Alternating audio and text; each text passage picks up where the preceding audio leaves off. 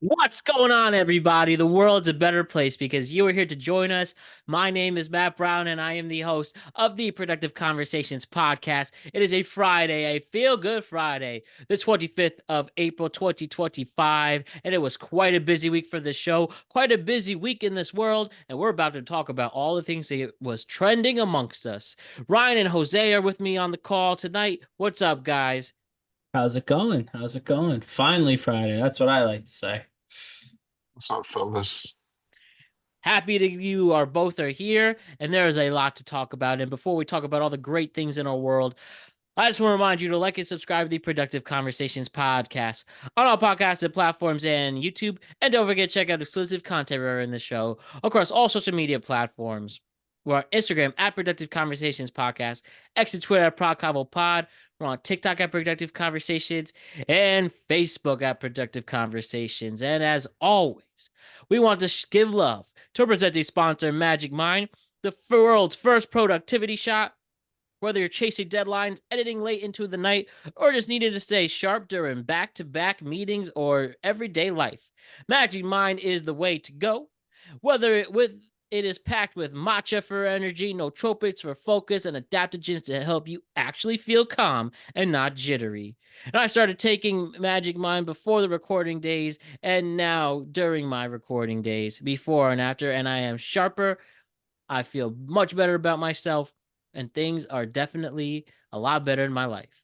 And if you want to get the positive feelings that I'm getting, go to magicmind.com/PCLT20 for 48% off your first subscription or 20% off your first one-time purchase. Check out the link in the description below. And thank you to Magic Mind for always having our back. Magic Mind, reclaim your brain.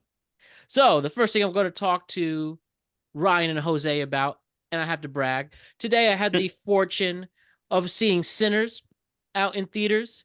And if you don't know what Sinners is Ryan Coogler's magnum opus, the best thing he has made, even a little better than Black Panther, in my opinion at least.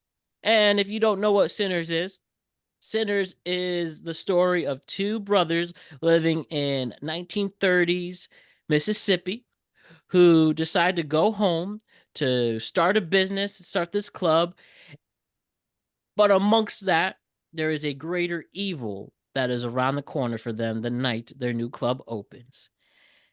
And spoilers if you haven't seen it already, but it is vampires. It's a vampire movie, an original film, not an IP film that is released by Warner Brothers. And I have to say, for 2 hours and 17 minutes, I was quite entertained. I was in suspense. I was enjoying every second of it. And those 2 hours and 17 minutes flew by. Seriously, it's shot beautifully, well directed. Michael B. Jordan, who is the star of this film, playing the two brothers, shows why he is a leading man in this world and one of the best leading men. And I highly, highly recommend you go out and take the time to see this film. Absolutely a great theater experience. Ryan and Jose, have you guys seen Sinners? I believe Jose has, but I have Yes. not. Oh man, Ryan, you're missing out. I mean, just came out what last week, right? Yes, Uh, that is so missing out. You got to get there, bro. I was only 6 days. I get the excuse. I didn't wait a full week. I well, waited I, six I'll be days. I'll be okay. I am though. Again, I did look at what the movie was about, which the marketing has not made that kind of clear, and I think that's kind of cool. It's Mhm. just my opinion. Like I didn't when I read about it, I was not expecting it to be a movie that involves like supernatural stuff. I Yeah, thought that it'd be, a drama about that time period, and like, in some ways it is, but from what I can gather. But no, so that was kind of cool. But also, I just like, a period piece mixed with like supernatural or like fantasy elements. Because I don't know, I feel like people think of like the supernatural as either being super far back in time or like modern day to whatever day it is. Obviously, the 80s or whatever had 80s things, but it's kind of cool to do a period piece with like spirits and ghosts and vampires and monsters. So I'm excited to see it. It's just haven't gotten to see it yet, but heard only good things. for sure. And that's a good description of what was going on. Jose, talk to me about Sinners. What's your thoughts? Do you believe the hype that everybody is saying, or do you not? Honestly, I felt the movie Uh-oh. was a little long. Overall, like the first 45 minutes, I felt was kind of long, kind of dragging. But once you get to the barn night club type scene, it gets interesting. But Yeah, I do agree. There is plenty of setup during the beginning of the film, and it you was do a have to wait that whole, out. yeah, it was a whole shitload of setup. Like I got the premise, like I got the point, and then, like the little, like I'm just ready for someone to get murdered. And then the only thing, it's not as bad as it sounds. It's like it's a vampire movie, but you really don't see anybody get killed. I mean, We don't there's necessarily like need to have a good vampire movie. I don't think probably Matt. How many people? Like three? You seen like get bitten or like vampired up? Well, vampires don't die, so that plays into that Yeah, theme. but But when no, what I'm saying when they go get like regular people and turn them, you only got a couple of people. I mean, have you ever seen Interview with an Empire by Anne Rice? That's the book is by Anne Rice. Obviously, the movie Right, is not. right. Do you think I would go see that? Or you It's an old movie. yeah, It's with not. I know Brad it Pitt is. and Brad Tom Pitt and Cruise, yeah, I know Yeah. what it Kirsten is. And Dunst. And no, they had a TV show, kind of a remake, more recently, which is also pretty good. But it's also a book, which was very good by Anne Rice, who's a very, very talented horror novelist of gothic Hmm. horror. And that one's not like super duper gory or anything like that. It's, it's got the vampires in it and they turn a couple people, but it's also got a very similar setting, I have to imagine, being set in New Orleans versus Mississippi, obviously a little different, but kind of similar time periods too, at some certain points. I don't know, period pieces with vampires. I don't think you need that much blood for vampires. Ironically, I don't think you need that much gore and blood for vampires. I think that they are mysterious all on their own all and honesty, menacing all on their own as I'm well. gonna I'm gonna be real honest. The best part of the movie had nothing to do with vampires. Well, that's probably Can true. I? So Ryan, I know you're somebody who doesn't mind the No, spoiler. you're fine. So I want to guess what Jose is. That a line that we're gonna remember for cinema forever from Josh Allen's girlfriend Haley Steinfeld? Maybe. Well, she said a line that I don't think people forget. She said the words, "You can steal trains. You can no, sorry. She said you can rob trains. You can rob banks, but you can't steal this pussy." Yeah. And you're just like, oh, right to Michael B. Jordan. Oh, Josh Allen. Oh, Josh Allen. It's right. It's already taken by Josh Allen, perhaps. Who knows? What was I gonna say? No, Was it? again, when I heard that the runtime, by the way, I just wanted to talk about that real quick before you guys move on to the Yeah, I rest of want to see that. what Jose's favorite But part is. That wasn't it. I thought the runtime, but when I saw, again, I haven't seen the movie, but when I saw how long it was on paper, I was like, that's great. Because everybody's making freaking 3.5 hour movies all the time now. I was glad for one that was only a little over 2. I was like, this is perfect. Somebody knew what they wanted and they kept it nice, kept it nice and concise. I'll have to, obviously, when I see it, see if the 2 hours, 17 minutes feels long, but Yeah, I that was wasn't a major excited. spoiler, by the way. No, I didn't That think it would wasn't. be. But it was just an insane line. Hey. It wasn't insane. Like my favorite part of the movie though was towards the end with the Matt would know with the old white man bringing his crew of KKK members. Oh, I know Oh, what you're talking about. I won't get too Uh much details from that. nah, That is one of my favorite. That's one of that my was favorite fucking sequences that awesome. I was so great that I was so excited to be in the theater for, and I had Right. the theater to myself. I know exactly what he's talking about. So okay. you'll definitely know what we're talking about, Ryan. I will keep my eyes peeled for that. But yeah, no, I mean, that's kind of the reason why you have what? He's Michael B. Jordan plays both brothers, right? Yep. Yes. Smoke So, and Stack. right. So, anyway, but also that's why you have them as the main in this kind of, old-timey Missouri because or Yeah. Mississippi Yeah. because And can I say one thing? Their characters yeah. were originally in Chicago, and then they moved back. Right. Well, right, because you want to have that underlying, that underlying kind of tone about what it was like to be two black guys Right. in that particular area in the 1930s or whatever. Like, that's a whole different level of like of commentary, but also of like context and of menace that you can add to it. So that makes it. I'm glad they moved it out of Chicago. I get like the Chicago setting might have been cooler maybe, but I like that they moved that Yeah. because that to me adds like a whole extra layer. And there's some vampire parallels in that layer too. But anyway. Yeah, and I do think the social and religious commentary was apparent that you could see throughout. Yes. I think it's definitely a blockbuster that made you think. And the best thing about this is the fact that it is an original film Hmm.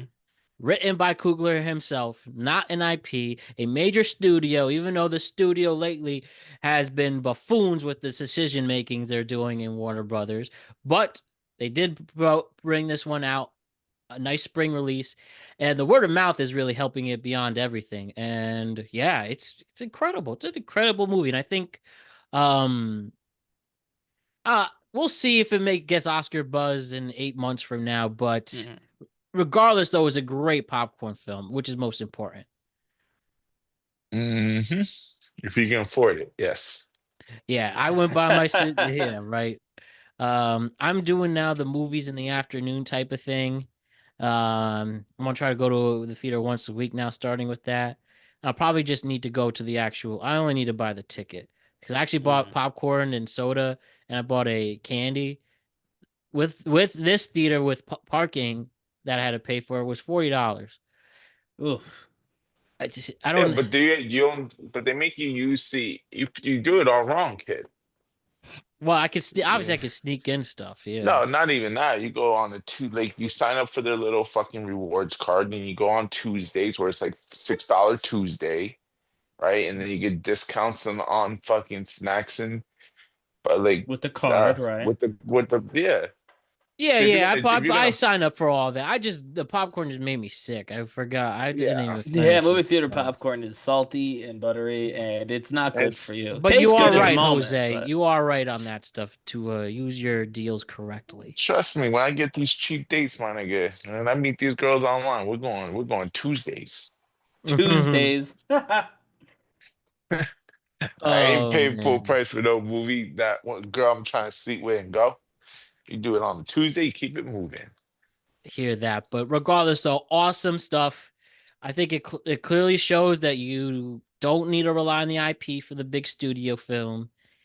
And yeah, let's keep it going. Great work, Ryan Coogler, one of our finest and best living directors right now. Yeah, he Another is. win for the Ryans. No, seriously, he's pretty much 5 for 5. Hasn't made a bad studio film yet. He's Fruitville, carrying the team.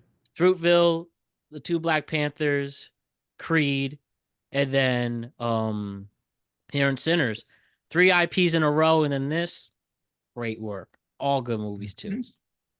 So good Yeah. stuff. Good stuff. Check out Sinners in theaters now. All right, Ryan and Jose, let us complete our WrestleMania discussions and wrestling discussions. I got three things to talk about regarding the world of wrestling and entertainment that has gone viral all over the place. And then we can put a bow on this once and for all. And where do we start? Well, first I should set this up. WrestleMania 41, Vegas. I've been very vocal on my disappointment in it. Ryan, so Jose, what's your consensus now? Pretty much a week later on WrestleMania. I took it as what it is. It wasn't meaningful. It's not one WrestleMania you're gonna remember, but um, pretty mid at best. Me and Jose were similar. We're kind of 1A and 1B in terms Yeah, of our opinions. Matt is the definitely on the negative end of of this one. And I have no problem expressing that. So, amongst all the controversy and all the things, Cena wins his 17th title. Seth wins Paul Heyman and a bunch of other stuff, right? Where do we start, right? We have the day after WrestleMania. Pat McAfee is doing his show from WWE World, the big convention for WrestleMania. He brings Paul Heyman on. And remember, this is also the day the Shannon Sharp allegations go out about SA. Not cool. Pretty ugly situation. We have that. We have so already ESPN's already in a daze, if you will, and Shannon announced that he's leaving the network temporarily. So after Paul Heyman shocks the world, right? After Paul Heyman after WWE shocks the world with their things, whether you like it or not, and Paul Heyman was a big reason for that, especially in night one. Why don't we see how he addressed some of these things on the Pat McAfee show? So I got two specific segments to show you really quick as they load. But long story short, Paul said some very tense and controversial, downright unchill things to say, right? So let me show you exactly what I am talking about. And with Paul Heyman just straight up losing it in on the Pat McAfee show. Whoa, 1 second. Let me show you exactly what I'm talking about.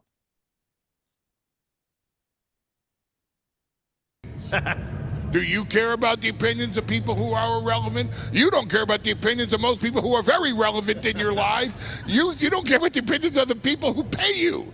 They sit there and they go, "Hey, Mr. McAfee, don't talk about Shannon Sharp on the air today." And you go, "I talk about anything I want. I'm Pat McAfee. Right. Watch me swing my schlong all over the place." They go, "McAfee, don't talk about your podcast on the air." What do? I'm King Schlong. Okay. Watch me, Pat McAfee. Right? This is on you. This is about you, not me. Accurate stuff. Right? Accurate stuff. But... I mean, come on. Hey, last night when the roast was over and you and I were out back and you're going, "Wise man." By the way, it's puff, puff, pass, not puff, puff, puff, puff, puff, puff, puff, chase down the gummy, puff, puff, puff, puff, pass, right? And you go, "Wise man."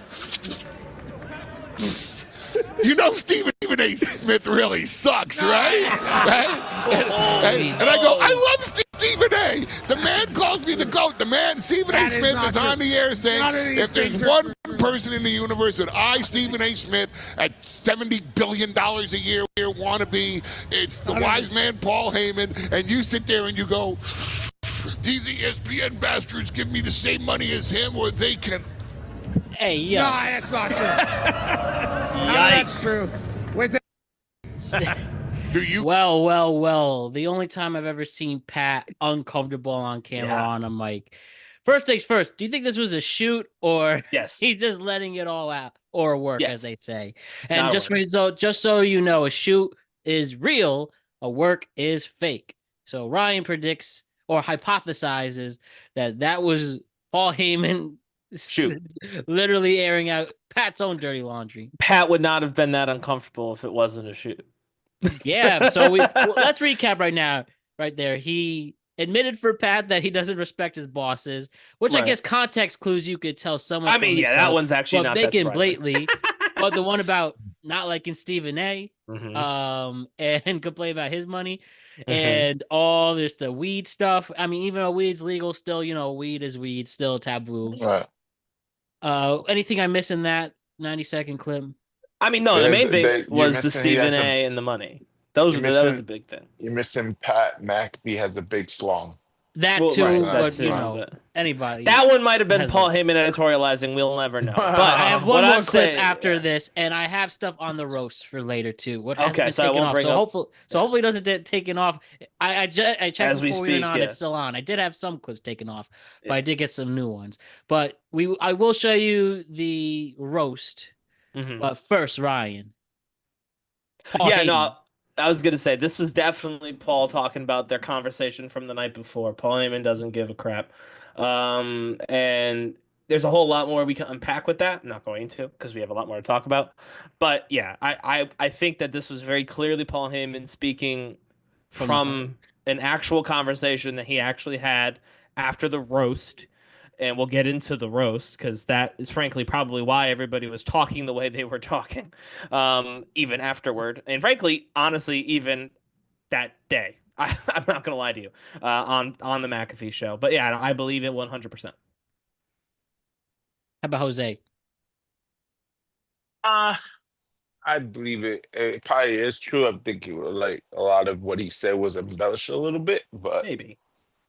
I mean, it's Paul Heyman. He's gonna try to get. It's his job is trying to get him to get uncomfortable. So If I mean, it's not, but more importantly, yeah, I would say that if he was embellishing anything, it was the idea that Pat actually said Stephen A sucks or whatever. Like that Yeah. might That's not pretty have been crazy real. to think. I think for a fact, like for an honest to goodness fact, he talked about how much he doesn't like ESPN, and he talked about how he wants to get paid Stephen A money or he's out. And I believe both those things were really said by Pat McAfee. yeah, And but that's those that. comments were always been said by Pat McAfee. He's There's never, that Never never blatantly, once. not from his man, not from Not his He's never mouth. blatantly, said it but he blatantly. has He's hinted it. never once threatened to leave if he didn't get paid Stephen A money. And But he we can That all is low, know when the his first contract's time. up. But we he already low know key when his can. contract's up. If it's Yeah, not but gonna get that's the Stephen first A's time out that's the first time anyone has ever put it explicitly that he's on out if ESPN. Stephen A. Yeah, especially on ESPN. I'm sure he's told other people privately, including Paul Yeah. Heyman after the roast. But yeah, no, I believe that he said those two things for sure. And I don't know about the Stephen A part of it, but maybe. On top of this, Paul Heyman decided to come at the crowd that was coming at him. This is the other clip I have for this segment. And let me show you what I mean. This gentleman right here, I call you a gentleman and you laugh, okay? So this jerk off right here Oh, says to me, how could I do it? I did it just to piss you personally off. Nobody else in the WWE universe, just you. I did it all just for you personally. Now, what the are you going to do about it? Wow. And the answer is the same thing that Roman Reigns and CM Punk are going to do about it. Not a goddamn thing. Jeez. It's Easter yesterday. Oh my God, yeah, you're right. It was Easter So yesterday. please be unlike your daughter and keep your mouth Jeez. shut. Wow. Jeez Louise. Sorry, sir. Wise man. Wow. boy. Let me That get was my pretty last funny, one though. really quick Yeah, that was before pretty he funny. says that. But there was Damn, another one. guys. Let me get that one first. Yeah. But Paul really trying his best to make sure he's banned from ESPN. That one, though, to me, that one felt like an actual Paul Heyman bit. I mean, I could see Paul Heyman doing that on Raw, too. You know what I mean? Like, if someone heckled him on his way to the ring, I could see him calling that person out to do a promo like that. I thought that was the most, like, yes, it was edgy, and obviously, you know, the double entendres and the things like that, but it was clearly about the wrestling. It was clearly building heat for himself and Seth Rollins, building support behind Roman Reigns and CM Punk while also getting a viral clip. That was the most pro wrestling thing that happened, frankly, from the beginning of the main event of WrestleMania till the end of Raw. Not Well, the end you of Raw. tell Raw me was if fine. this is wrestling, this last clip.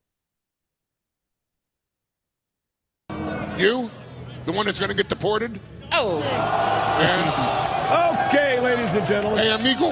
Mats are hot. I may suck, but it's your mother that taught me how. mother Half and jokes half. and racist jokes. Yeah, half and half. The mother joke was clearly wrestling. Well, I mean, honestly, we've seen JBL enforce border policy on WWE TV before. So the idea that yeah, obviously that's a heel thing. Some folks would be like, that's kind of a past the line, and I'm not going to tell anybody that that opinion is or isn't correct. But it's, to me, that was also, again, very clearly him trying to get heat. I don't know if he succeeded. It sounded like everybody thought it was funny, which is a separate problem unrelated to Paul Heyman, that everybody in the crowd laughed. But that it was clear to me that he was trying to be a heel there. He was trying to get heat. Again, you can argue he shouldn't have, and I think a lot of people probably have online. But again, unlike the very first clip where he was really airing someone's real dirty laundry, this was maybe inappropriate, but it was supposed to be in character. I would guess. Now, the fact that Paul Heyman in an interview, he didn't have to be in character. Michael Cole's never in character in Pat McAfee's show. So the fact that he chose that to be his character, you can draw opinions from that if you want to. WWE Universe. I won't stop you from drawing your own opinions on why he chose that character, but I do think it was meant to be in character. Any repercussions from this? No. No. Just, you think Pat will let Paul Heyman back on his show? Yes. Yeah. He's just pissed at. He's like, yo, what the hell, man? He's not pissed. But we'll let Pat's it go. Exactly the same. He's the only thing he's pissed about is that it's probably going to hurt his negotiating with whoever he goes to that's not ESPN, because now they know that he's leaving ESPN no matter what. So like that's all he's a little bit bummed about. But he's got so much money, he'll be fine. No, McAfee and Heyman are the same. That they both found all of that to be equally as funny. They both hate the same people, and I mean like ESPN execs and things like that. Like they're both in agreement with all of that. So no, McAfee has probably got no issue. That'd be my guess. All right. Now now let's switch over to the second of three WrestleMania related things. We had the WrestleMania roast that took place in Vegas the night after WrestleMania. So WrestleMania ended like 7:00 West Coast time, and they had the roast at like 10:00 at night. This was an event where there was supposed to be no phones. There was no streaming. It was not televised. Yeah, somebody fucked up because we have somebody who recorded the whole damn show and put it out the internet it was a solid 24 hours until WWE decided to take it off. But when you have a lot of other people who can screen record, there are people retweeting the event. And let me show you some of the highlights from the controversial WWE hosted by Tony Hinchcliffe. As you know, probably the #1 insult comic in the world right now. Most popular for sure. Yep, at least most popular. So let me show you a few things. We have this one. And again, because this wasn't supposed to be broadcasted, forgive me for the audio. It's a little fuzzy, but we will try to make the most of this. I have 4 clips to show you guys. Okay. Let's start with this one first. Easy, immediate, extra plug. Yeah. Braun Strowman, you look like a meth lab exploding next to a GNC. Who's that? That's one of the kids, David Lucas. Braun Strowman looks like he drives a forklift with truck nuts. That's what. I was standing next to Braun Strowman all night tonight, bro. That motherfucker smelled like racism and a poop. That's weird.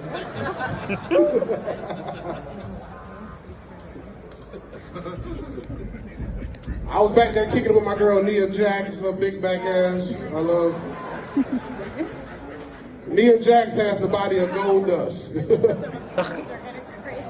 Nia Jax's favorite sex position is the 3-point stance. That's wild.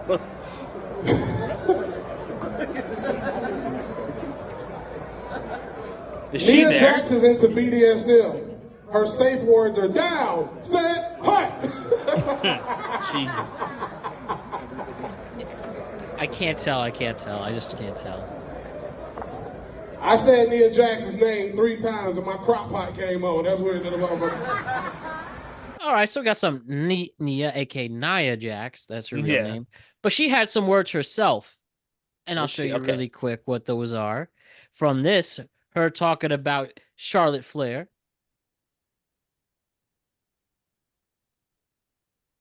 Quite opposite to Charlotte Flair. I mean, nobody really wants to see her in the ring anymore, and her social media is atrocious. You know, her 3 ex-husbands also said the same thing. Oh! I don't want to see you in my ring.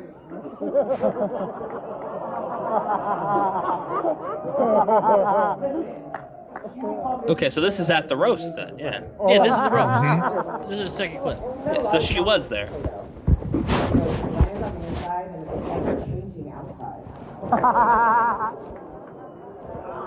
Well, at least with a bad potato, you can throw it away. But with this potato, we're being force fed. You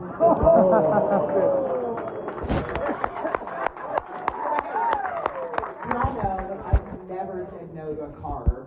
Duh. So let me get this out of the way. I'm Nia Jax. Yes, I've hurt half of the women's roster. And no, I don't give a fuck. Oh! There's one, but she also came at the American Nightmare, Cody Rhodes. Throughout the years that I've been here, I've seen a lot of people come and go, including me. But you know what? The biggest comeback story we're going to get to is Cody Rhodes. Am I right? I mean, Cody said he didn't want to live in his father's shadow, so then he painted it gold, made it into a shrine, slapped a neck tattoo on it, and he sold it for merch. You know, he didn't just finish the story, he's just been carrying on like a Netflix series that we can't fucking stand. To be honest, though, Cody Rhodes reminds me of a slimy politician. That motherfucker would gag on a hairy nutsack if it means he would get a push. Oh! Let's do it. Come on.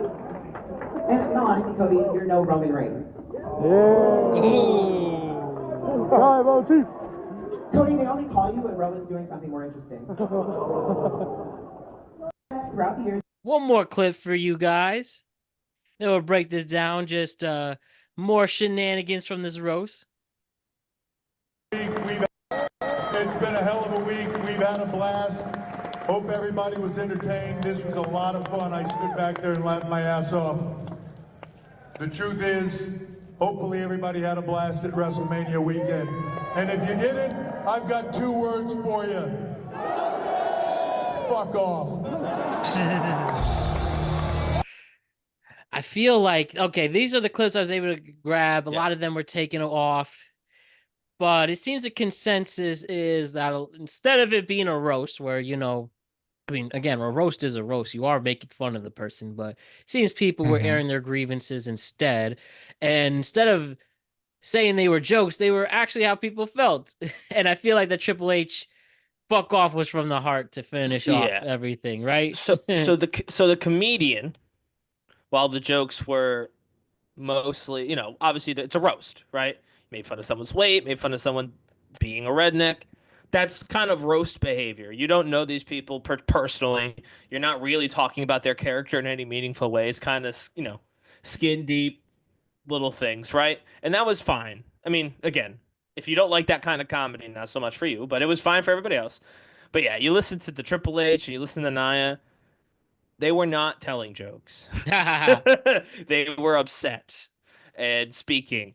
And I think obviously Triple H is in charge, so that's fine. But I obviously Nia had to throw in that support for Roman Reigns at the end because otherwise she got let's see that what he call her that big fat ass would have been thrown out of the company again for the 3rd time because no offense. I mean, it's one thing to make fun of Charlotte. A lot of people don't like Charlotte. It sounds like she, you know, brings some of that upon herself. But Cody, you can't make fun of Cody Rhodes. He's your #1 babyface. And I know Roman Reigns, but frankly, Roman Reigns is barely a face. He's also barely around. So you got Cody and you've got Jay. And, well, Cody is the one that you can count on in the bigger matches. So, to me, my opinion, that was a pretty dumb thing for her to do. Especially because it was clear that she was, you know, being honest. And if Cody does hear and decides to care about it, especially if he's really that good at politicking, as Nia suggested, she's out. You think so, Jose? You think No, I'm not listening to Ryan. This is why this shit was not on air. Yeah, except for still it got was on Cody- air. We all saw it. No, someone got away putting it out there, but Yeah. obviously Cody Rhodes was probably there too, fucking laughing his ass off. No. That's what I mean. Cody wasn't there and Charlotte wasn't there. Usually when you roast some on roasted, I know what usually happens. They weren't there. I'm telling you, they were not there. We didn't even know Nia Jack was there. Were you there? How did you know they weren't there? What do you mean? How do I know? Because there's been no mention of the What? set that they did. There's Maybe they didn't choose to do a set. You ever go watch like they fucking So what? go after They're people in the that live audience, so they're allowed to get roasted. No, They I do. don't. They do it all the time. All right. Well, Charlotte stopped following Nia on social media over these comments, so I don't believe for a second that Charlotte was They fine probably with it. of course, everybody's gonna rag dagger for the fucking married three times. But that's sell not three what horses. but that's not what I'm saying to you. What I'm saying is, if she was there and laughing and it was all fine, then guess what? She wouldn't have gotten upset the next day and done a whole thing. Charlotte could have been there, laughed at it, and said, "Fuck this bitch," and do it the same I time. mean, maybe. I don't think so. I don't think they followed each other in the past. We're just noticing now. Homie, they had beef for the longest time, ever since that whole bullshit in that fight. Anytime she could have just deleted her. Well, okay, anytime, but you're going to a roast. This is a company roast. You got the biggest roast master in the game. Someone's gonna come at you. Again, I don't disagree. I'm just saying it's clear that she didn't like it. I'm looking, by the way, at the transcript here. We got R-Truth was there, by the way. Well, of course he will be there. What else did he do? The Miz was there, I think. I can believe that. The Miz was straight up not on WrestleMania. Listen, he's smart. Stay low.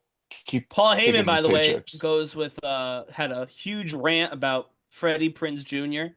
He did a bunch of P Diddy. Wait, jokes. I finally found someone reposted. You want me to play that real quick? Yeah. Let me play that. Paul Heyman in the roast of WWE. This was deleted and somebody reposted it. Nobody besides being on Joe Rogan's show until he went to the Republican National Convention and told a joke about Puerto Rico. So him coming at Tony. Up there. I don't know if he's a Mexican or a Cuban who pretends to be fucking Puerto Rican. Tony, meanwhile, makes jokes about Puerto Rico when he has the mustache of the 12-year-old homeless kid from San Juan. Oh. I kid the 12-year-olds that, to be honest with you, if you look around sometimes, they're probably the smartest. He's talking about you and your whole fucking family, right? I mean, you're sitting there just sucking the maggot goo out of Tony's fucking dick, dripping it all over yourself, and sucking his ass. You can be up here in front of wrestling fans, but you can't sell out the fucking joint unless you're back riding on Tony fucking Hinchcliffe, who back rides on Joe fucking Rogan. That's all David Lucas he's making fun of, by the way. Yes, Ryan, please say the references if we please help us out if you hear anything. Or as they know when they go on the road together, Tony Hinchcliffe and Iglesias, Fluffy and Fluffer. I don't believe he was there either, Gabriel Iglesias, but he may have been. I don't know.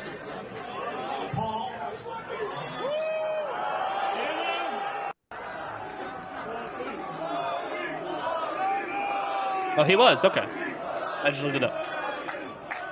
Tonight we have heard stories and told stories about some of the most amazing superstars in this business we call professional wrestling.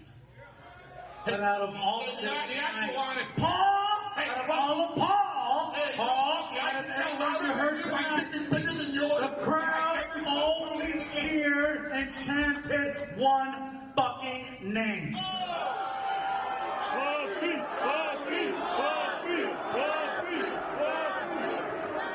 They didn't chant Paul. They didn't chant Tony. They didn't chant anybody else fluffy Mexican.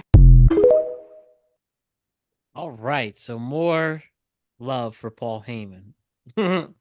Yeah, so obviously, in case you couldn't tell by that response, Gabriel Iglesias, a professional comedian, not a roast comic, but professional comedian, wasn't a fan of the Paul Heyman rant about him. Nope. I will say just some other things that I've seen perusing Reddit. Apparently, Sami Zayn was funny and relatively inoffensive. R-Truth, kind of similar. They said he was funny. He was delivering the jokes really well. Again, not particularly offensive. Pat McAfee this is a quote, high as fuck. Pat and Tony just kept passing the joint in front of the Miz. The Miz, by the way, did not accept the joint at any point in time, even though both Tony and Pat continued to offer it to him throughout the night. So I guess that was the bit that the Miz was in. But yeah, no Charlotte, no Cody. Again, they may have been somewhere in the crowd, but they were not a part of the event. And yeah, that's that. So it was obviously, it went over about as well as you could expect, given how much everybody freaked out over what I thought was a relatively inoffensive joke, actually. Pope Ryan out here making these assumptions. I thought the Big E joke from a couple weeks ago, obviously, was definitely, whatever, but I didn't think it was that bad. Now, it sounds like Big E was kind of like, yeah, I didn't love it, but whatever. And so, obviously, if it upset Big E, you don't want to do that. He's the only universally beloved person in professional wrestling. But, yeah, everyone got real offended about that joke on commentary from 3 weeks ago. So how anybody thought that this roast, it's why the roast wasn't, why you couldn't bring your phone into the roast. Let's be honest. It's because they knew that this was going to happen, and then it came out, and then exactly what they thought would happen did happen. And they wanted to have their cake and eat it too, right? They wanted to be edgy, to be, dare I say, aggressive, macho, all these things that I've been saying, but they didn't want anyone to know, which is a good thought, but it didn't work. So we'll see what happens, but. Yeah. You think they'll do this again? No. Come on, did WWE think this was a good idea? You knew some shenanigans were gonna pull. No, they did. Again, they thought they could do, like, have their cake and eat it too. They thought they could show this to the people who would find this funny. Yeah, but not even anyone else knowing. But by not streaming it was already mistake number one. But well, no, I would say, because if they had streamed it, I might have watched it, and I would not a particular fan of the roast. Some of the jokes were good, but exactly. But I'm just saying, like, I feel like that kind of added to. Well, yes, it made the edginess. It made you feel like more. I'm gonna go even harder, and you just had to do. Somebody was gonna not follow the rules, and they clearly didn't do. There's these events now where you put the phone in a pouch and then you go in the event. Did they just straight up tell them turn your phone off? Because we trust you. I guess not. Yeah. Right? I guess they trusted him. Dumb. All right. Last but not least, amongst this week, after a polarizing WrestleMania as a whole, after the roast issues, after Pat McAfee show had people going fucking bonkers, a lot of people on Twitter and social media were very critical of the event, including The Rock himself. And before you knew it, it was announced on Tuesday morning that The Rock is going on Pat McAfee to clear up some things. Oh, yeah. And the big thing he had to clear up, and the question is, why was The Rock not at WrestleMania? So why don't you hear from the source himself as he explains to Pat McAfee why he didn't attend the biggest night of the year for wrestling.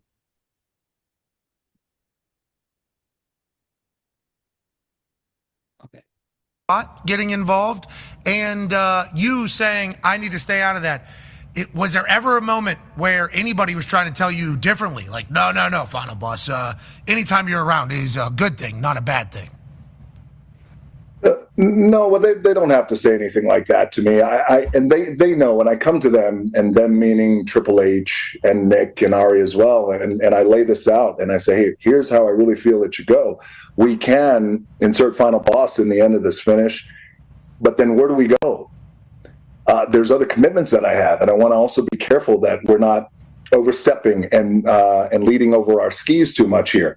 Can get involved in the finish, and I said, but why get involved in that finish when the spotlight should just be on, in my opinion, John 17, heel champion? What does 2025 look like if this man is saying he's going to ruin professional wrestling? That to me is the anchoring storyline. It's not soul right now. Right now, it's not. But by the way, we'll go back to it. We'll Still got it. Yeah. Still a We'll go back to soul. Look, I can't take the text that I got and from the guys that I got, who are these top guys who are saying, you know, one in particular who I love is my guy. I call him the Superman of the company. He's like, all right, we have that. And him pretty much saying it should be focused on John Cena and Cody and not me. And also we have this, even though with how things went, it's matches. still First funny. of all, I was very happy with the show. A couple of things I thought could have been better, which we're going to talk about here in a second. But overall, man, everyone, the work rate of every single performer, women and men was dynamic. I mean, that's true. Saying things, though, there are things I would have done differently. Pretty interesting thing for The Rock to say. And also just some more information really quick as I pull this up for you all, is him explaining the full reason why he was at. So he explained here that he wanted to basically have the story focus on John Cena and Cody Rhodes and the heel turn there.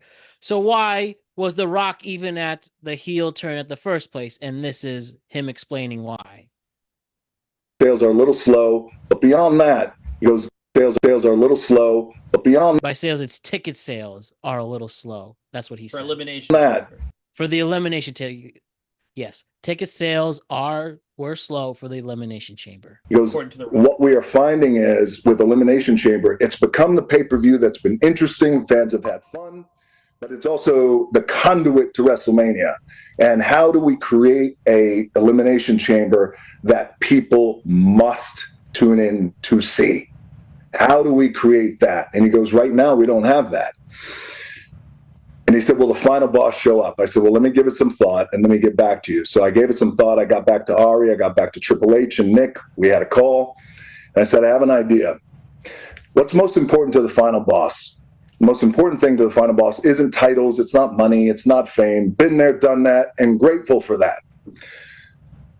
Final boss wants your soul. And what does that mean?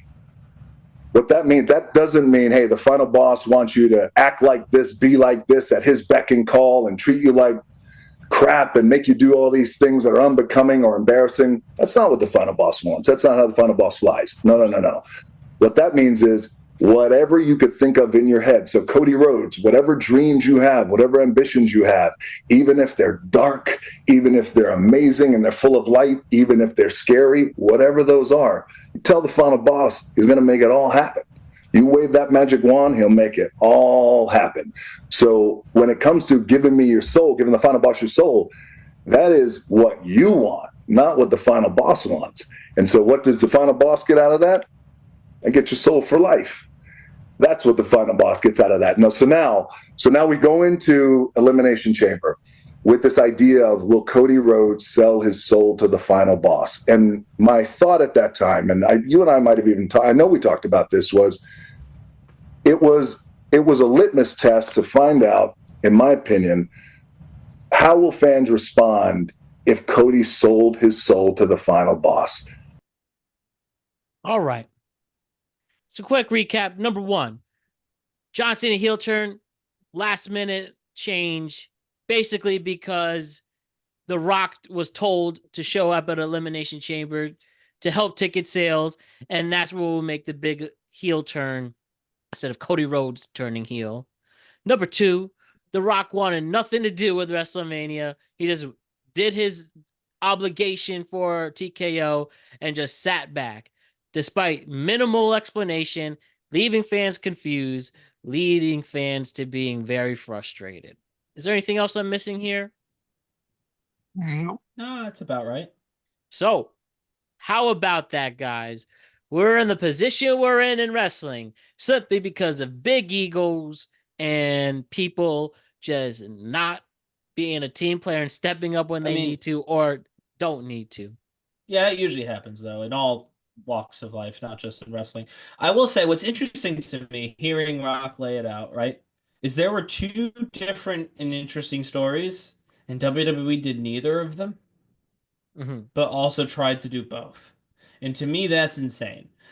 So if your Elaborate a little story for more on that. Elimination Chamber, Okay, yeah. yeah, so if your story for Elimination Chamber, right, is will Cody sell his soul, right?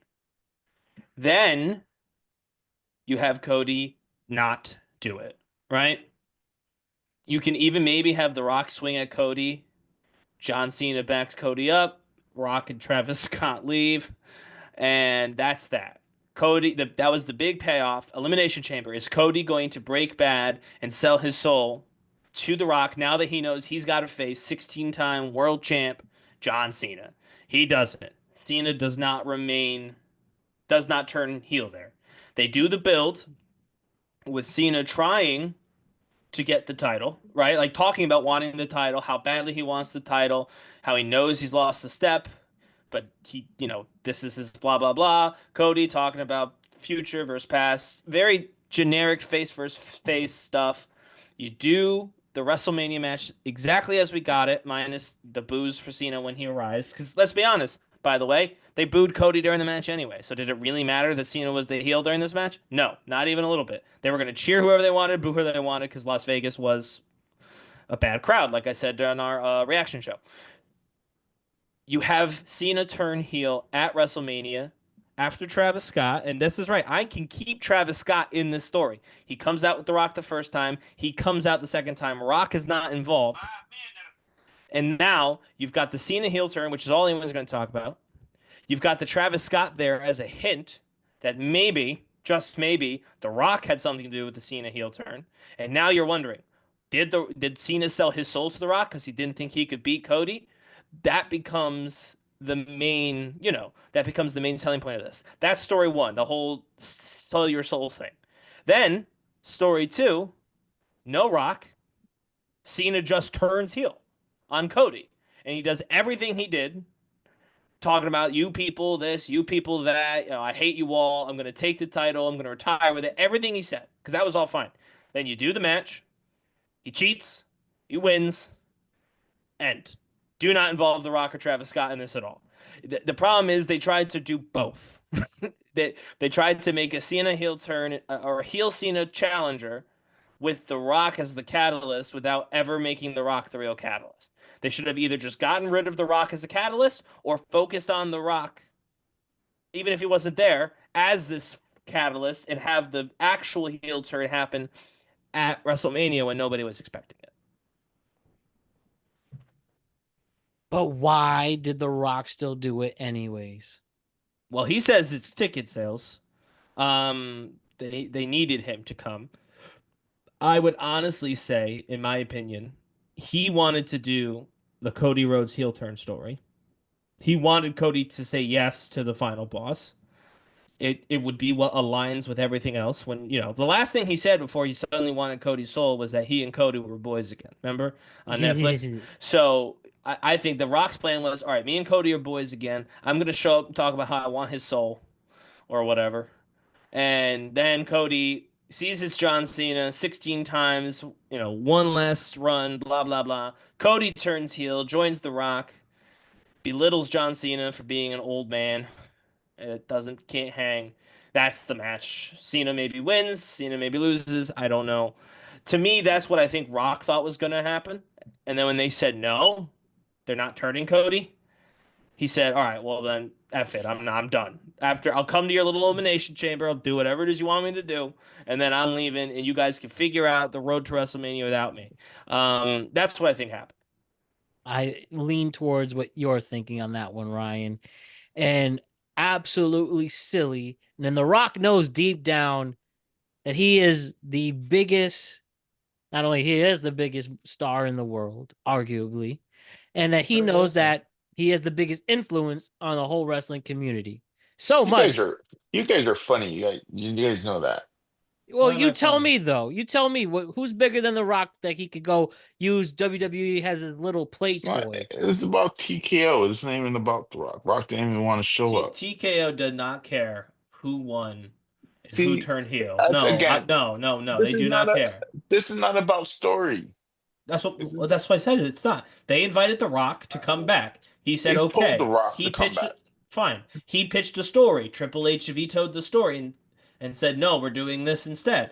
Then The Rock took it and said fine, but then I'm not coming after Elimination Chamber. And Triple H said fine, we don't need you, and nobody won. See, I don't think there was a story. I don't think Triple H wanted it either.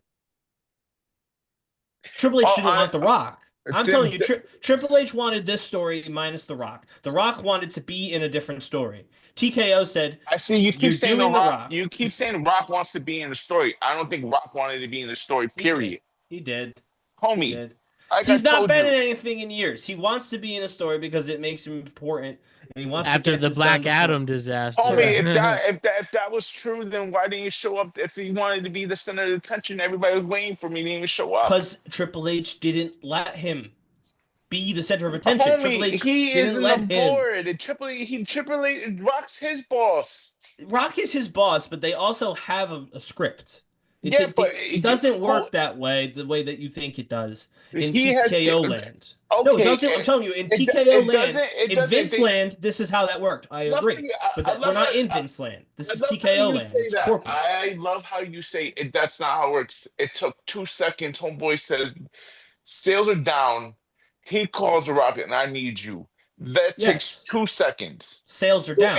It works like that. So if he wants to rock there, they're gonna make him do it because he wants, not because Triple H wanted it. Not Triple H is gonna have to eat it and make it work. And that's Yes, what because if the ticket sales are down, and presumably they were, that's why. Ticket sales were not down for WrestleMania. They were exactly where they always were going to be. There was no problem with the ticket sales for WrestleMania, despite the insane price tag. So no, they didn't have the same urgency to fill a gap like they did at the Elimination Chamber. Okay, I love that. But where do you now come with Rock wanting to be in the story?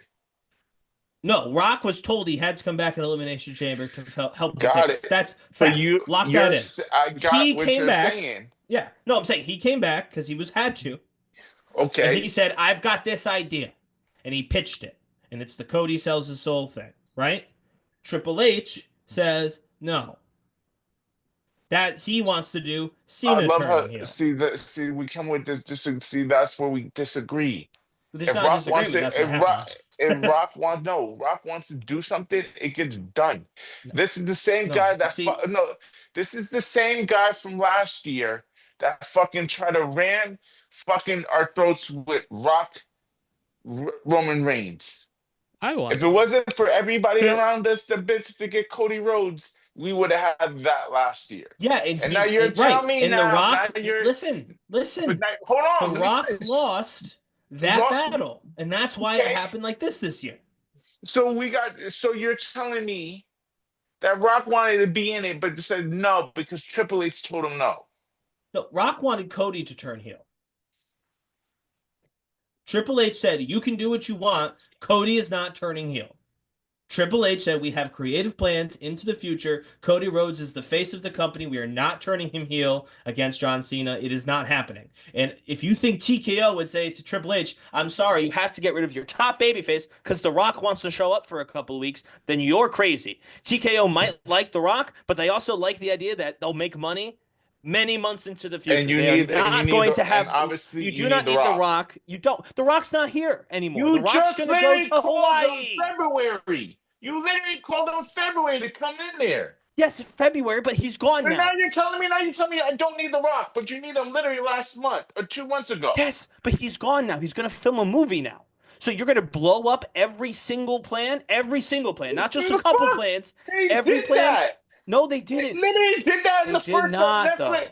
The Netflix on Raw, they blew up everything. Where's Sokoa? Where's the Bloodline family? The new Bloodline family? Trash. Continue on. But that's not The Rock's fault. Did they not blow everything up because Rock didn't want to do Mania? He got off. But what I'm saying, that's what I'm telling you. But you're telling me, literally, telling me now. It wasn't about The Rock. It wasn't about The Rock. The Rock had an idea, And the idea included the top face in the company going bad.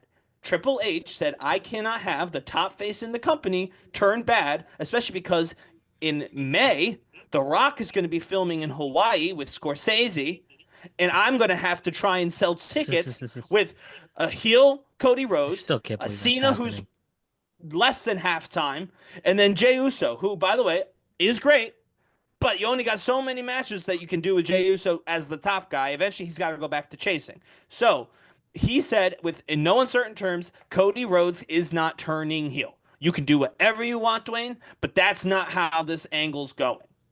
And so that's when they came up with, okay, Cena will turn. Why? I don't fucking know, because he didn't want Cena to turn. He just wanted fucking Cody to turn. But then that didn't happen, so he half-assed the Cena turn. It's not working. Yes. So then he half-assed the Cena turn, and then he, dicked off because he wasn't going to be at WrestleMania anyway. So he half-assed a ridiculous plan, and because he couldn't get what he wanted, and then he did not come back, even, which in fairness, didn't sound like he was going to come back at any point, but he didn't come back to try and sell why Cena came. He didn't do any of the things you would think you would do when you came up with the storyline, and it's because he didn't care about that storyline. And by the way, had Cody turned, he would not have had to do that. If Cody turned heel at Elimination Chamber inside with The Rock, Cody, as a heel, could have explained everything. And he would have explained everything, and it would have made perfect sense, and The Rock would not have had to even show up. The Rock could have done exactly what he did. The Rock did what he was always going to do. Ryan. But he just didn't get the turn that he wanted because Triple H said, you are not turning my top babyface heel for 1 month. For a month, we're already going to sell out WrestleMania. It doesn't matter. So I'm going to turn my heel to sell out tickets that are already sold out, and then you're going to dick off? No. That's why this happened, is because they didn't agree. Okay, Ryan. This long conversation. Go ahead. Believe that story. That's Go what ahead. happened, so. That's exactly what didn't happen, but we'll save because we'll give 100% you what one. happened. Let me ask two quick things, guys. Number one, what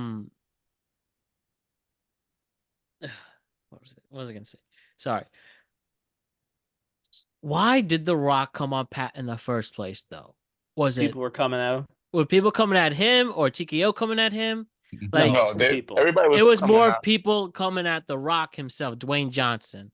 Yes. And he had to do damage control for himself. Yes. That wasn't a TKO thing. He was upset. People kept saying, why'd The Rock come? This is stupid. All that stuff. He didn't like that. So he went on Pat to try and shift the blame to not him. Tried to explain why he wasn't there while subtly making it Triple H's fault. And in fairness, from a certain perspective, it is. And so that's what he did. He tried to shift the blame off of himself for a ridiculous angle that he did not commit to. And that's why he was on the show. That's a damn shame. He's gonna end up Hogan levels lying, by the way.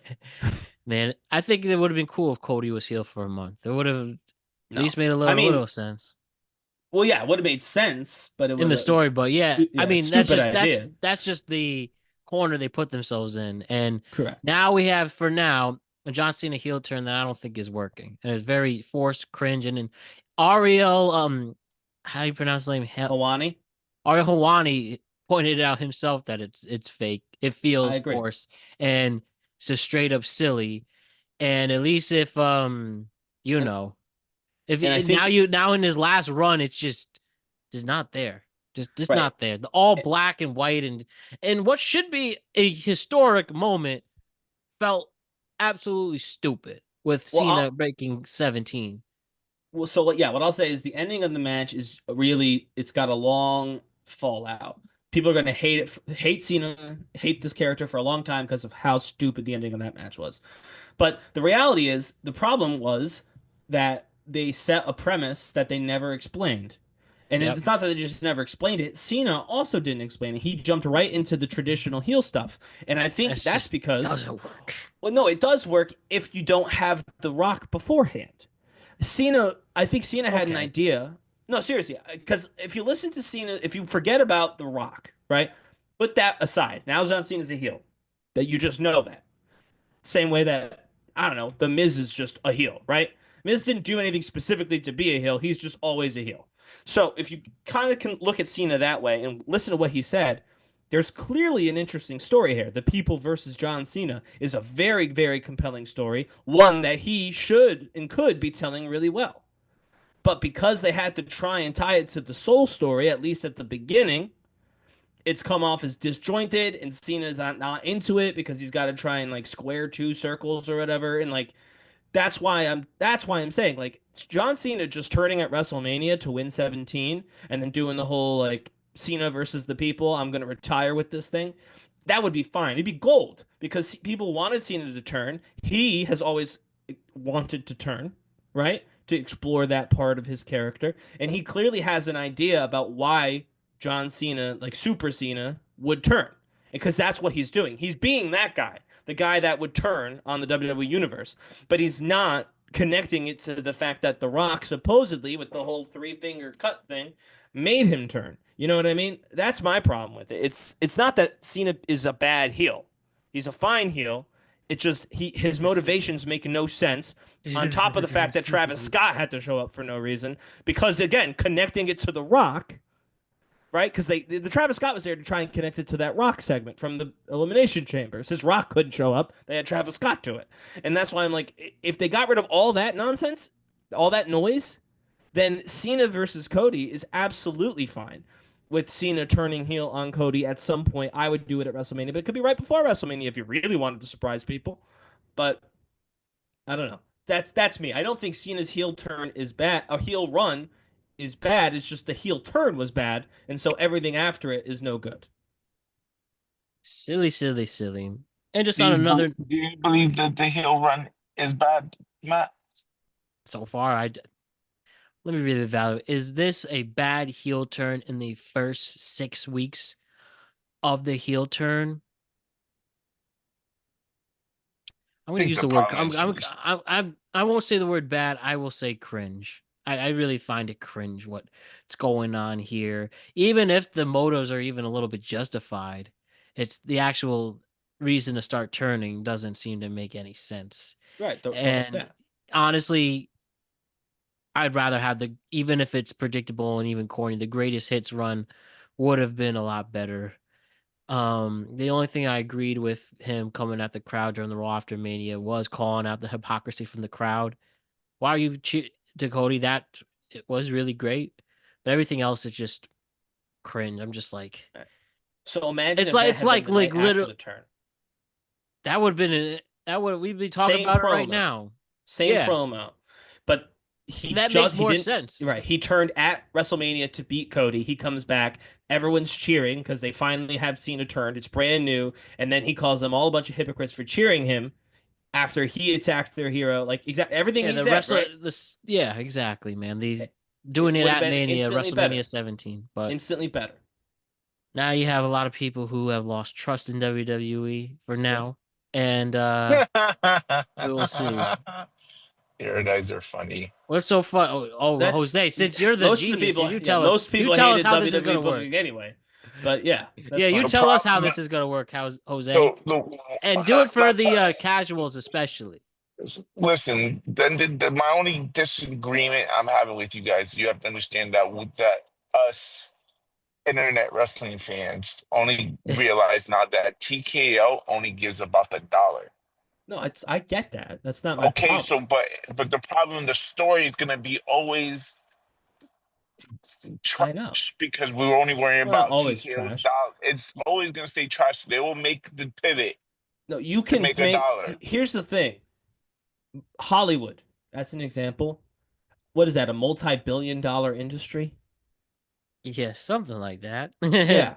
If you More than can't find $2. out a way to make money off of entertainment, you're not that entertaining. End of conversation. End of statement. If you can't find a way to make money off of entertainment, well, I shouldn't say there's two options. One, nobody knows who you are. And that's the way it goes. If nobody sees your entertainment, they're not going to be entertained. And number two, if they see it and don't like it, it means you're not that entertaining. So the idea that they have to make their product bad to make money is insane. They can have good stories and make money. They can do both. It's walking I'm and it's here chewing to gum. ruin wrestling. But TKO don't care. Is the point? I know they don't care. I'm not talking about them. They care about the money. Okay. So if the writing team writes good stories and good content and makes money, TKO will be fine. They don't care. As long as the money is good, they really don't care what's on TV, and I get that. But why are the writers and the creative team deciding after last year? By the way, last year was great. Last year was great, and they made money. They made so much money. They made a ridiculous amount of money last year. So it's not like last year, oh, we had a great story, but we didn't make any money. But this year, we're going to make our money back. No, they made stupid money last year. They made stupid money this year. The only difference is last year was awesome, and this year was mid at best. Cringe at the end, but mid the rest of it. And so, to me, like, this is a no-brainer. Do what you did last year. Why? Because you made $1 gazillion. And everybody was like, this is some of the best writing I've seen in wrestling in decades. This year, they're like, this is some of but last year the triple Vince, as Matt would say. This was triple Vince stuff. And yeah, they made plenty of money, so TKO doesn't care. But I'm talking about the company itself. They don't have to be bad. TKO's not saying, you better be bad to make us money. Like, TKO just wants money. If TKO says we're not making money, so we're going to do something crazy because you're not making money, then yes. Then I could say, okay, TKO has decided to do celebrity Raw general managers to try and make more money again. Then I'm with you. That's just, it sucks. It's never good. Is it not their shares down? Everyone's shares down. The economy crashed 2 weeks ago. Literally, they just announced that they did the biggest WrestleMania ever. What are you talking about? They say that every year. They can have the WrestleMania in Norway. You have motherfuckers spending $10,000 to $30,000. Jose, my stock portfolio is still cut almost in half. No. Okay. To look at the stock prices in the year of our Lord 2025 and say, oh, bad WrestleMania. Or good WrestleMania. No, it's because everything went down because we tariffed all of the point of this fucking conversation is at the end of the day, no matter how fucking good this storyline is, or TKO will fucking murder it to make a fucking dollar. But that's not what they did. That's what I'm telling you. Exactly what they did. That is not what they did, because guess what? They didn't make an extra dollar. You got to admit, that would be some business plan. I want the product to be worse in quality. Exactly. So like, it's insane. Hold on. Bullshit. They did make some extra money on fucking Elimination Chamber. Period. They sold what? An extra 2,000 tickets? Imagine you go to McDonald's. You must make this burger worse. They sold out. They sold an extra they what? 2,000 tickets? This is what my point. Okay, fine. Then let me. All right, stop. Then let me say this to whoever from TKO is listening. Someone send this to TKO. Cut it. Make it a clip. Whatever. You are a multi-billion-dollar company. That is what you are, factually.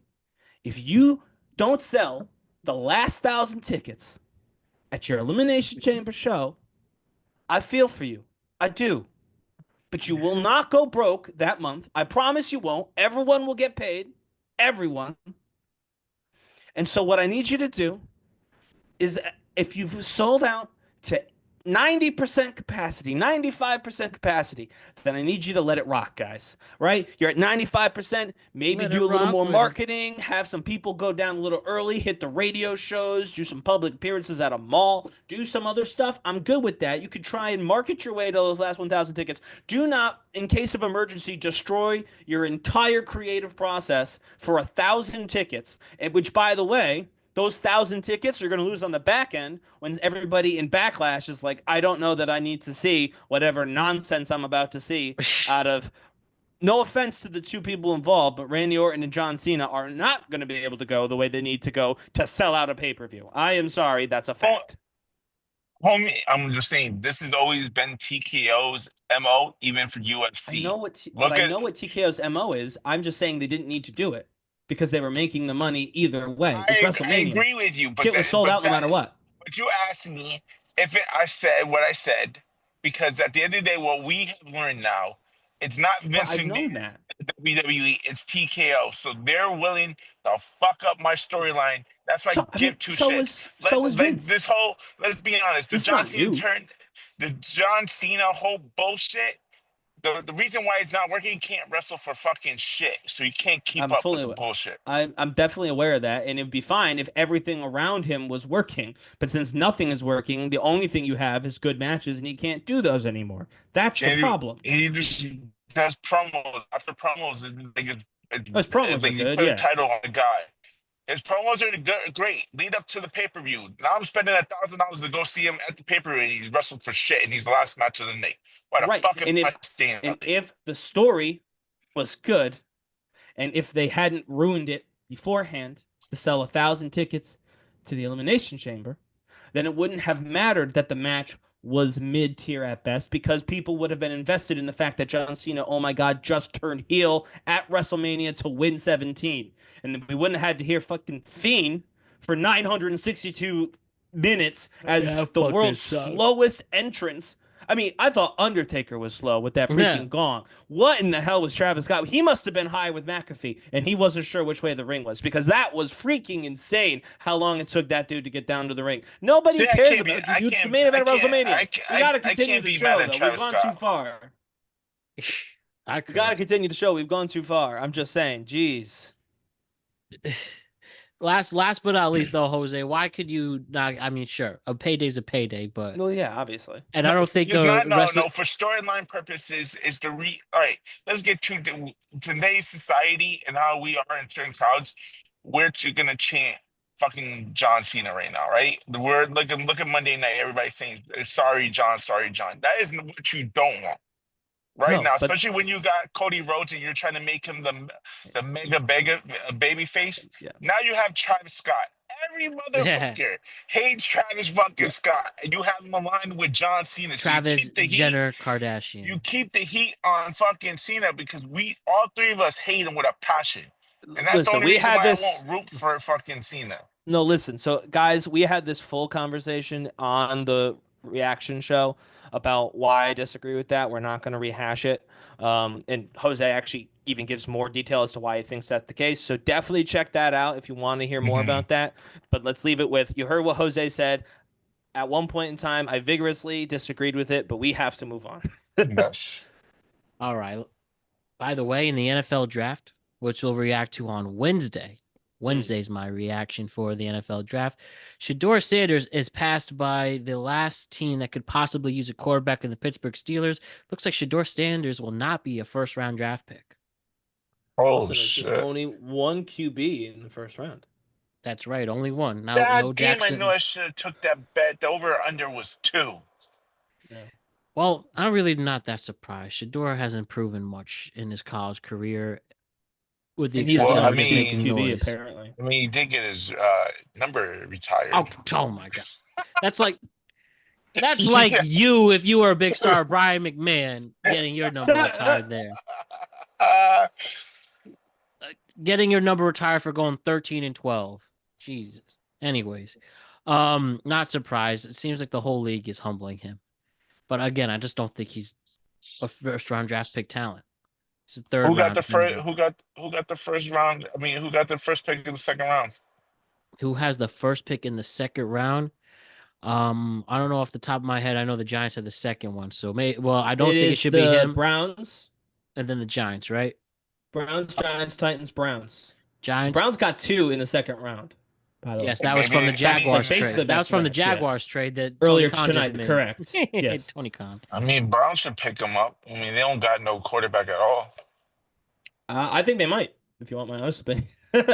Well, there's other quarterbacks they could pick up too that are not him, but yeah. Yeah, I think Jackson Dart would be more reliable than that, if anything. Did what's his name get in there too? Ewers? No, he's draft eligible, but I don't expect him to be until like the 5th or 6th round. No, but I'm saying he's in the draft. You have Will Howard from Ohio State. Jackson, you have Gabriel. They said Jackson starts. Right? Yeah, Justin Gabriel from Oregon. From Oregon, he's eligible, but I'm just saying there are other quarterbacks. Yeah. So in the 2nd, 3rd, 4th round, someone might grab a quarterback, but. Also, Kyle McCord from Syracuse, people really like. I like him, yeah. So, but like I said, it just wasn't a strong draft for the No. quarterbacks as we're seeing it unfold in the first round. So we're just gonna have some fun with the last just a few clips to wrap this up. Jose and Ryan, I'm interested to see your thoughts on this. So I have this viral TikTok about this girl who was dating a guy.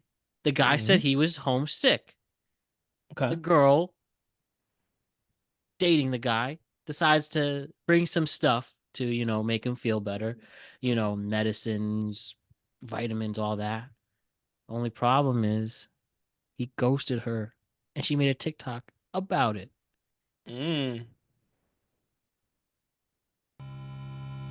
He said he was sick, then ghosted me on a random Wednesday. Bringing the Dayquil, NyQuil. Cold compress there. Icy that. Cough drops. Gum. Tylenol. Nasal spray. Wait, he brought that for her, or she brought that for him? She brought all that stuff for him, and then he ghosted her. What a sucker. So should we feel bad? Part of me doesn't really. I don't know. That's just the quote was from all she has is that's the account from 5 days ago. God forbid a girl has no self-respect. So I don't know, man. I reckon she didn't really give much info of this. I mean, yeah, if you go that hard, I feel like I really hope it wasn't a short-term thing or she looks silly. I just don't know the context. It was a short term. You can tell it was a short term. Right. And she's if she went that hard after like 3 content. dates, that's crazy. But like if they've been together for a while, then that's messed up. You saw how she looked like? It was after 2. We don't know what he looked like though. Huh? It doesn't We don't matter. have any idea. Oh yes, doesn't it matter. does. No, it does not. Yes, it does. Yeah, well, he must be good looking for her to do all this. That's why it doesn't matter. No, she could just be a nice person. No. I want somebody to give me all that. Oh, Ryan, no. Ryan, this is why you're Pope Ryan. You come with that. This nice person. She could be a nice person who wanted to help this guy that she likes. Listen, you're interested. She's obviously interested in on him, and obviously they had probably planned for another date. He called, instead of fucking go. Yeah, could this be a way he was ghosting her for a second? That's obvious where it's going, and she does that. And she ghosts him. I hear you. I do understand that it's fairly likely that if we had heard the rest of the story, it would include that. I'm just saying she didn't tell us, so we just don't actually know. But yeah, my guess would be he was pretending to be sick, so he didn't have to go on a date. That would be my guess. I swear to God, that's exactly what happened. There's no need. The only reason why she didn't tell you the full story is because it probably was after the first or second date, and she didn't. Oh, I got bet. The Giants are trading back up for the first round, so maybe they are getting a quarterback. It better not be Shador Sanders, but I'll keep you posted. But anyways, we'll continue that. The Giants are trading back in the first round, and they did trade up. They're not telling me which pick though. It's gonna be easy. We already know he's picking up a quarterback. I think it's gonna be Jackson Dart. I mean, you would hope so, but I think it's Shakur. We'll see. We'll keep you posted for the remaining time we have on this pod. But I'm sorry to interrupt you there. It's 25. It's happening right now. Okay, so we have the Vikings pick. Sorry, Houston traded. All right, the Houston Texans traded for the their 25. pick down with the Giants. Please be Jackson Dart, not Shador Sanders. This is how much we're shitting on this poor girl that bring medicine and shit. Yes, keep going with that. Keep going with that. Oh God. I mean, so obviously, I obviously agree that it was probably him trying to be. I'm gonna air quotes for people listening. Nice, and ghost her without ghosting her. By being sick and then never responding. That's meaner, to be honest with you. I've always been an advocate of, hey, I don't know that this is going to work. And now she spent all that money on these cough medicines. So she can use it for herself when she gets sick. Well, yeah, I mean, obviously, she's going to use it for herself. I think it is a little crazy, though. I think I would kind of feel some type of way if I told you I was sick and that was it. Right, yeah. And you're coming at my house dropping me a care package is like, And depend. And that But he kind of ghosted turned her, me. so he probably doesn't even know that she made a care package. Oh, that too. Or maybe, yeah, maybe. That's my Uh, thought, is that there's no way they know that he knows that she did that, because he never wanted to talk to her again. or So she he mentioned like, "Hey, I want to bring you a care package," and she's like, "No," being like he's saying no, and then but she's adamant and doing it, and then you just so ghost he her. just ghosted her. I mean, again, we don't know. She didn't include those prescient details. But Listen, she's not that cute. So for me, it's like, oh yeah. well, you're not dating her. This is not about you. I'm just saying. I Giants are mean, on the clock. I am turning off the notification so I don't get spoiled. We'll have this live reaction in 3 minutes and 45 seconds. But yes, I just I would don't probably know, but ghost her too. I probably would lean towards the fact that, again, I'm just guessing the fact that I'm Early, sick. yeah, I don't no. want to go on a date, and then you get all that stuff, and then That's crazy. you Yeah. block. I feel bad though. Yeah, you do feel bad, but dating's hard. I don't feel bad. Context clues. I feel bad just generically. A lot of money. That's expensive. Medicine's expensive. Medicine is expensive. Trying to buy all that medicine, not me. All right. Well, let's have some fun. I have some more Game is Game. He's been killing it with some new content. How about we start with, what do I start with? Do you want to do how to tell your side chick is cheating, or how women lie to get pregnant? Whichever Can't wait one for you Ryan's want, man. take. I can't say I have a ton of lived experience with either of those. Although maybe I have. I'll have to hear what Game is Game says and see. Which one do you want, Jose? We're going to pick one of these two and another one. What were the two again? The pregnant one and what was the other How one? to tell your side chick is cheating. Oh, you can go. Well, I have experience with the side chick with cheating, so let's go with that one. All right, we'll do that. Then one other Game is Game. Okay. Guys, look, it's a lot of bitches out there who don't appreciate how to tell if your side bitch cheating on you. Guys, look, it's a lot of bitches out there who don't appreciate the fact that we put our relationships in jeopardy to be with them. So how do you find out if your sneaky link is being sneaky? Well, next time you go over there and you fuck this bitch, I want you to take a picture of her bed and look at the cum stains. Oh. Then when you go back over there again, before you fuck her, take another picture and do a side-by-side comparison to see if they match up. Or check her YouTube history. If you see Skip and Shannon or ESPN, this bitch is cheating. Or check her Netflix history. Bitches only watch drama and romance. If you see a Marvel film, that bitch is cheating. Or leave a condom under her bed. What? If she don't contact you about it, that's because that bitch don't know who left it. Or what I want you to do is next time you go over there, say, Alexa, play last song. If some shit like Future or Lil Baby come on, some shit she don't normally listen to, that bitch is cheating. Game is game. How to tell if you're... Nothing beats what he just said. These I just need to know we're risking our whole lives for this. Yeah. Obviously didn't love that. But it's not. He's not wrong. I mean, no. I mean, again, you, the person doing it, are the one who's putting that at risk, not the person you're doing it with. Oh, But come on, Ryan. That bitch knows she's my side chick. She knows what she's. Right. So why do you care if putting she's got somebody else? She's putting me at. She's putting me at risk. Sexual transmitted diseases. Why aren't you? Ending my relationship. Why aren't you being safe then? Homie, I'm just smashing. All right. Well, you can smash safely. I'm Shannon Sharping the shit out of her. All right. Whoa, that wasn't actually allowed. Actually, so you might want to print an immediate retraction from the Productive Conversations crew. He didn't mean that. He means having consensual relations with someone. Well, I'm talking about the part where I'm like choking her up and like tying her up and shit that she's consensually. Consensually, yeah. Obviously, consensually. But more importantly, one of the plans that we talked about was leaving a condom under the bed. Correct? That's one of the methods. So you already have them. Just wear one. Just wear it. She's playing Future or Little Baby. She's cheating. She got a Marvel. But also, in all seriousness, she's watching Marvel. She marched. I don't trust a bitch. So, in all seriousness, obviously, the framing of she should be grateful for you banging her and not banging anybody else, even though you've got someone else, because your other But relationship she, avoiding. Obviously, that's ridiculous. But I that's want to not go true. through the actual methods as I heard them, because some of them I think make sense, right? Music that's not her type, movies that's not her type. She doesn't really watch sports, but she's got, the sports on the YouTube.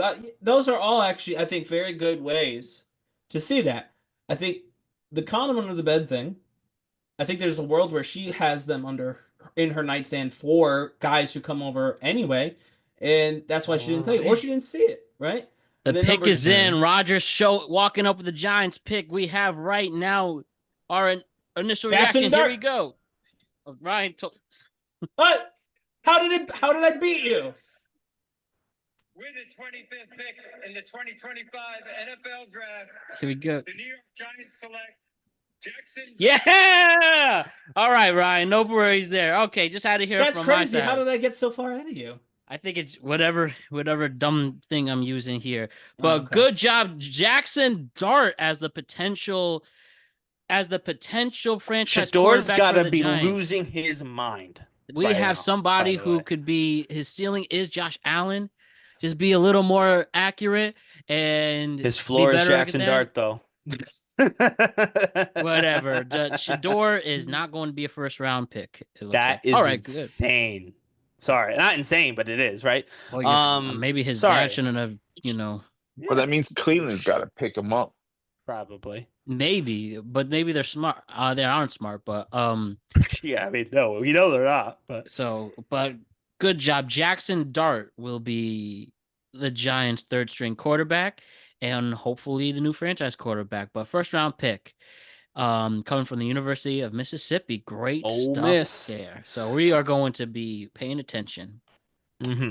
Anyway, I thought some of those were ridiculous, such as the photo evidence for obvious reasons. What if they washed their sheets?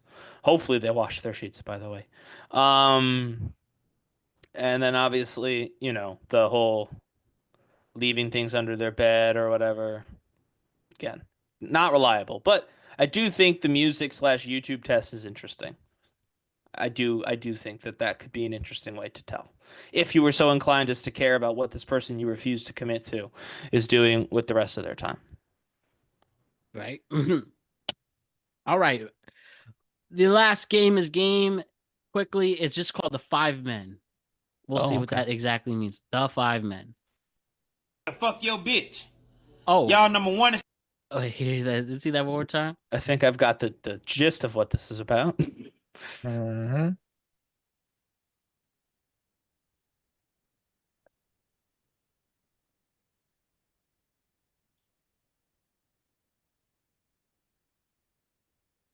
Come on. By the way, Joe Shane's son really did leak out that pick that the Giants were going for him. That's kind of funny, actually. We'll take it. This is don't give me problems now, TikTok. Oh, I feel so much better now. You dodged 5 men that'll fuck your bitch. Okay, Y'all number one is the male friend.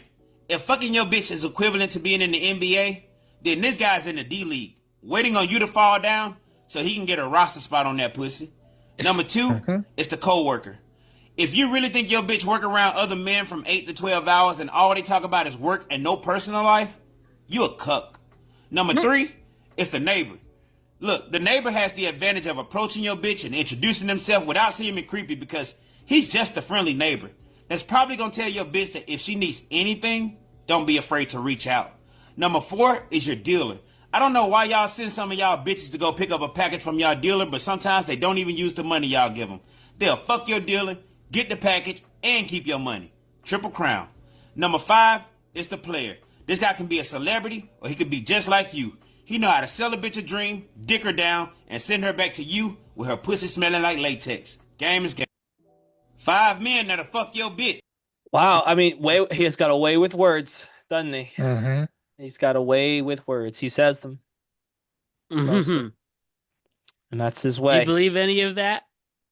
Do I believe that there are 5 different types of people who may try and cheat on your girl? And Or were cheat, those have to go cheat on accurately you? the ones? Yeah. I think there's probably more than 5, if we're being totally honest. Hey, whatever though. You think there's only 5 types of guys in the world there, Jose?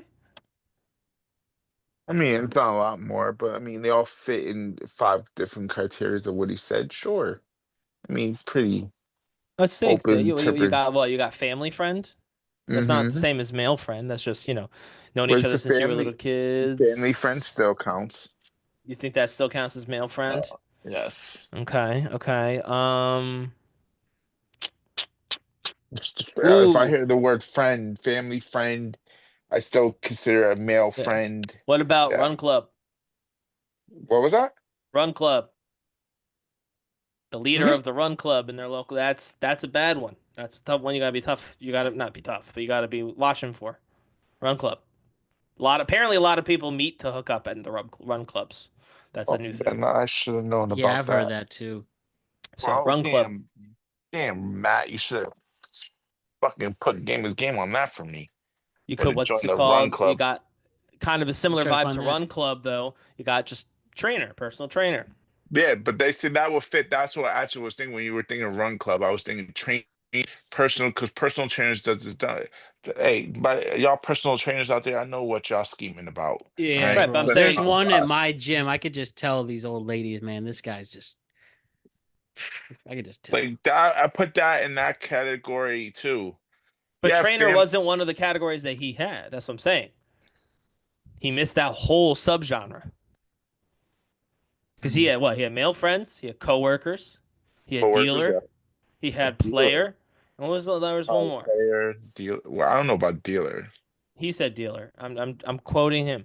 Well, damn, these are some fucking hood bat bitches. Yeah, I consider dealers, but I mean, I'm talking about in general, like the What was the non. last? Yeah, what was the last? What was the last one? Matt, what was the last one again? I forgot already. Yeah, no, because it was the first one was the male friend, right? You've got a friend who's a male, right? Then it was Right. the coworker, because if you hang out with men at work, Right. Then 3. What was 3? No, it doesn't really matter at the end Yeah, of the but day. it wasn't personal trainer. I do know that. Last thing Whatever we forgot, put personal trainer. Still 5. to end on a positive note after a very busy week. Let's bring our friend back, Raging Italian. Positive note. That's right. What is Raging Italian raging about right now? How about this, where I'm going to give you 2 today. We put one where he was told that where his son, Raging Italian son, put him in a nursing home. Mm-hmm.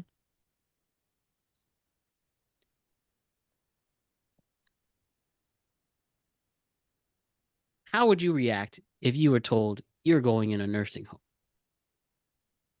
Fucking told him we'd be ready by 11:30. I fucking go in there at 11:30. He's fucking sleeping. Yeah, I know. He's got the fucking do-rag on his head. He's under the fucking blanket. He's like, I'm tired. I'm like, I told you we were leaving at 11:30. So now I gotta fucking wait 20 to 25 fucking minutes for him to fucking shower, get ready. I know. And fucking, then I'm gonna be late for where we had to fucking be. I'm tired of this shit. I want to fucking just go away and not fucking come back. Well, that's fucking bullshit. Crazy you said that, actually, because I put you in a fucking nursing home. You're going there next week. What the fuck are you talking about, a nursing? What the fuck is wrong with you? The one down the road?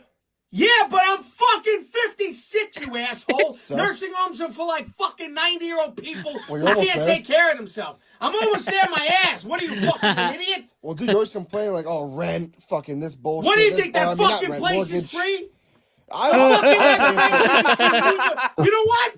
He's got me fucking aggravated right now that I'm gonna be late. And while I'm waiting, you're breaking my fucking balls. So I'm fucking breaking my balls from him, and you're breaking my balls. It's like, what the fuck? I can't get a fucking break. Jesus Christ. You're gonna give me a fucking heart attack, you fuck. Dude. All the fucking time. You know I'm fucking aggravated that he's fucking running late. Well, nursing Why home, you you'll be- fucking tell me you're gonna put me in a nursing You home? won't be aggravated in a nursing home. You'll be chilling. Of course I'm gonna be fucking aggravated over there. Fucking talk. Oh my god, that was a good one. I would be. I hope I don't wind up like that. I'd probably Of react course. the very same way. Of course, I'm gonna be aggravated.